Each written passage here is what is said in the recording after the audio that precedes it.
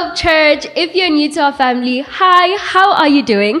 We are so excited to have you here with us today. And if you're already part of the family, hey, my name is Joy and welcome to our family podcast where we talk all things about the Sunday sermons, clarify any misconceptions, ask some difficult questions, but most importantly, understand how to better live out the word of Christ. Today, we're going to be joined, or rather we are joined by, give me a drum roll, Preacher Simon. Thank you, Joy. And we will be talking about his sermon, God is King of All the Earth. Mm-hmm. And you can watch the full video right here because was absolutely amazing. I even learned a new word, but let me not, ruin it for you. A new way to call God. But let me not ruin it for you. Definitely go check it out. The full Hope Church YouTube name is Hope Church Auckland Park. Before we get into a brief summary about what the sermon was about, how are you doing today? I'm all right, Joy. Good. I'm all right. Yes, it was a great service that we had, but preachers are always emotionally quite tired. Yeah. The day after the service because they put in a lot into the sermon, and I particularly felt yesterday. Very tired. But the vibe at church was also quite, it was very vibey. People were singing. So, we felt the message. Was good. We were praising. We were really into it. Yeah, I think they got the gist of what the psalm really was about. And so they went with it, Yes, And definitely. so that was nice. Yeah, Definitely, So I'm great. Can you give us a brief summary of Psalm 47, what was shared in church, for those who haven't watched it yet? What was the gist of Psalm 47? Psalm 47 is an enthronement psalm. Mm-hmm. It's a coronation psalm, basically. And we started our service off with looking at, the coronation of King Charles and King Misuzulu. Mm-hmm. And we say, wow, we are in that season, it seems to me. So when I got Psalm 47, I thought, oh, my word.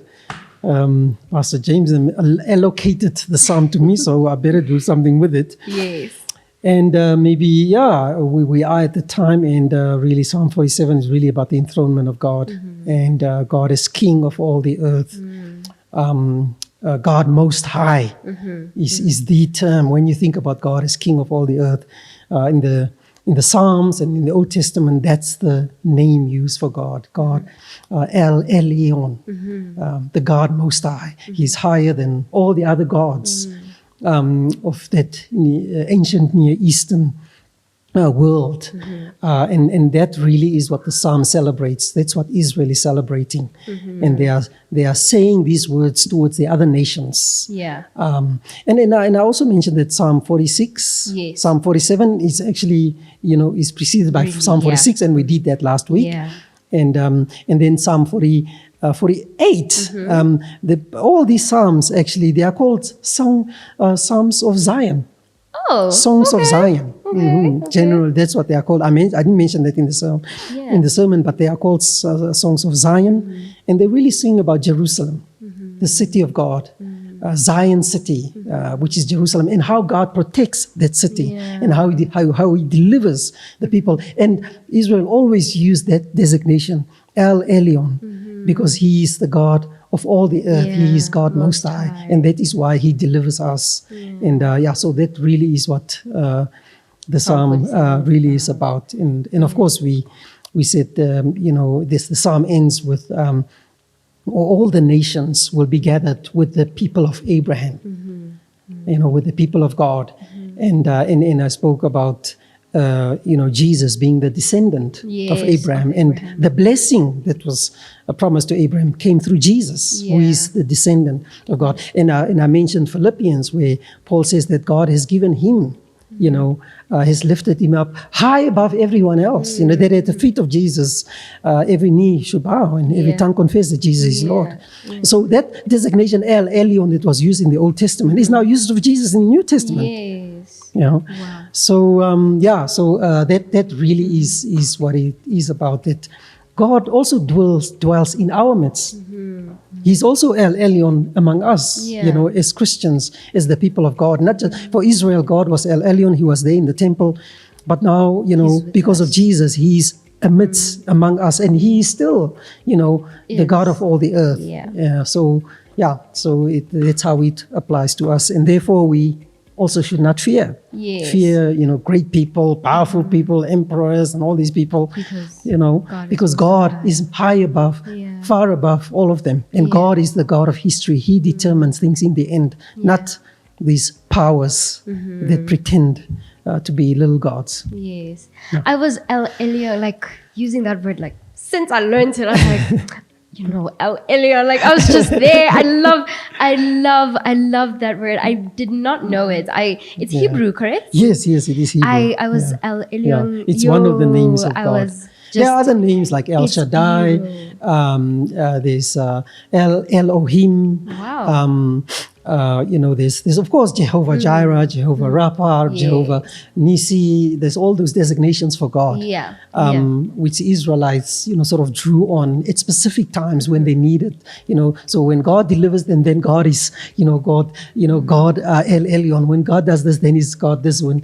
So they use these different Hebrew names for God, to often in specific times. When God does something, then He's that God, God, the God who heals us. We are broken people. We need healing. So God is El Rapha, Jehovah Rapha. So So the tough question I have for you today was, people were asking, yes, God is absolutely great and amazing, as we all know.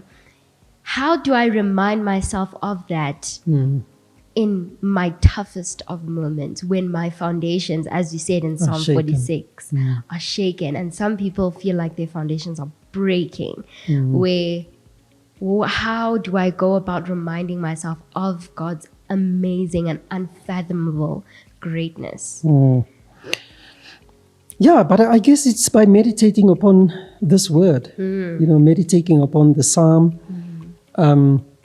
recalling God's great acts for you in the past, and simply, trusting in God, having faith and trusting and staying in that moment. Sometimes we stay in difficult moments. My friend always says we always want to get out of them, but sometimes we are called to stay in them because God wants to do something with us. Ask God, what are you teaching exactly. me? Those moments are not always bad. They are often there to shape us and to make us, so that when we move out of there, we move out of there stronger. Wow. But we life, I understand, so much of the way that society is structured is for comfort. Everything must be easy. Everything must be there. But God is never known through easiness and through all of this comfort.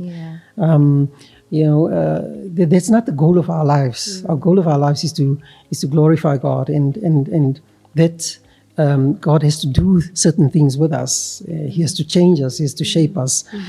And it's only when we go through these hard times that we actually learn who God is. I tell you the truth, in easy times, we just don't know. Life is too easy. Everything is then coming. We can just live for ourselves. We don't need God. It's only when things are tough that we usually start to look, where is God? But sometimes that's what happens. We just need a nudge, so that we can understand that, God is the one that we must look to, not to ourselves, the self-sufficiency that is there.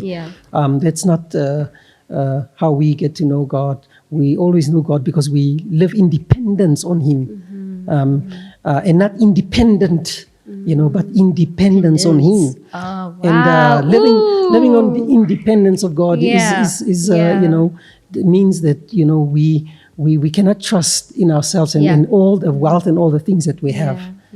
It's a paradox. I know it's difficult, but that's the life of faith. Yes, I actually once heard, I was watching a TikTok video, and someone was saying Judas could have come to Jesus and asked for forgiveness, but instead he tried to unburden himself instead of go to Jesus and ask Jesus for him to unburden him. Instead of turning to Jesus, he rather went back to the people that gave him the silver coins, gave them back the silver coins. That was him trying to unburden himself instead of going to Jesus and asking for forgiveness. So very true. Which is what happened to Peter.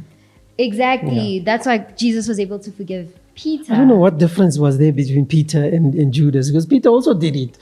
Yes. but Peter was forgiven, whereas Judas, just never. I think the difference which is quite was interesting, you see. You see, wasn't the difference that Peter turned to Jesus? Yeah, he did. So, yeah. He turned to Jesus, and Jesus forgave him. And whereas I'm not sure what Judas, why Judas did not do that, but anyway, that's in God's mystery. So we'll ask him when we get there. Yes, exactly. Why Judas? Why didn't you? Why didn't you go back, bro? Definitely, no, for sure. So definitely just meditating on the word of Christ, which will always get you through, reminding yourself, as you said, of all the greatness he has done already in your life. Yes, and that only takes time with meditation, reflection. Be quiet, be still and know that I'm God. Being still before God. I know in Joburg we're running around all the time. There's just no rest. Nobody is time to think for themselves or just to meditate upon the word. And sometimes we just have to stop ourselves, and go to a quiet place and take some time out and meditate upon the word and be still before the Lord. That's. Thank you so much, Preacher Simon, for being here today. To be reminded of God's absolute greatness, please check out the video of this Sunday sermon. It was absolutely amazing, and the songs we sang are so motivational and so encouraging. So I'd even advise getting them put on your phone, on your playlist or something. They were just that good. But before we go, let me give you, the word of the day that I usually give you. And it's one of my favorite verses, actually. It is Proverbs 21, verse 31. I think you guys have heard me say it already. The horse is made ready for the day of battle, but victory rests with the Lord. Always remember that. It is so encouraging. We also want to see you here on Sundays. We have 2 services, the 10 a.m. service and the 6 p.m. service right here on 45 Ditton Avenue. We want to engage with you. You're part of our family. We want to see you, ask you how you're doing, and most importantly, encourage you on your journey with Christ. But from me, your favorite boss lady, that's all. Bye. Bye-bye.